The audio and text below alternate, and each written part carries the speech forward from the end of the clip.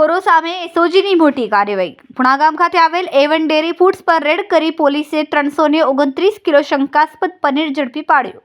અંદાજિત ₹65,000થી વધુ કિંમતનું પનીર વેચાણ થાય તે પહેલા જ જપ્ત કરાયું. પોલીસ કમિશનર અનુપમસિંહ ગેહલોતના નિર્દેશ મુજબ એસઓજી પીઆઈ ટીબી પંડ્યાની ટીમે ફૂડ સેફ્ટી વિભાગ સાથે મળીને કાર્યવાહી હાથ ધરી.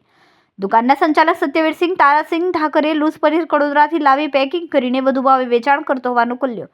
છેલ્લા 2.5 વર્ષથી દરરોજ આશરે 100 કિલો પનીર વેચાણ કરતો હોવાની કબૂલાત છે.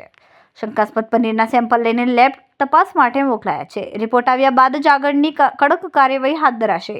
એસઓજી સતત પનીર પકડવાનું કામ કરી રહી છે. આજે પુણા ગામની અંદર A1 ડેરી ફૂડ્સ જે છે એના સંચાલક સત્યવીર ઠાકુર જે ગોડાદરાના રહેવાસી છે ત્યાંથી 329 કિલોગ્રામ નકલી પનીર પકડવામાં આવ્યું છે, જે કડોદરા ચોકડી પાસે એક દુબે નામનો અશોક દુબે નામનો માણસ છે જે લઈને આવે છે અને આપે છે. 200 રૂપિયામાં ત્યાંથી ખરીદી કરે છે અને 220 રૂપિયામાં ચામુંડા ડેરી, માતા ડેરી, પટેલ ડેરી, શ્યામ ડેરી અને કેટરિંગના વ્યવસાય સાથે સંકળાયેલા લોકોને વેચે છે. રોજનું 100 કિલોગ્રામનું આનું કામકાજ છે.